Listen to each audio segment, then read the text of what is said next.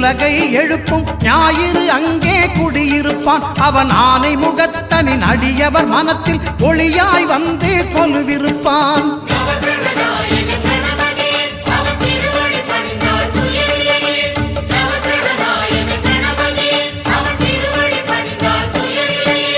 ஒன்பது கோளும் ஒன்றாய் காண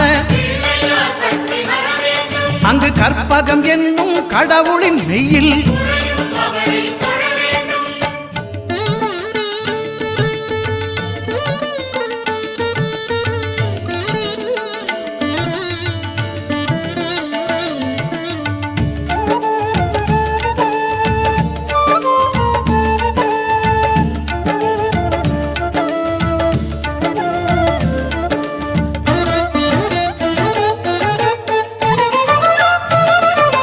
திங்கள் பகவான் திருமுகம் காண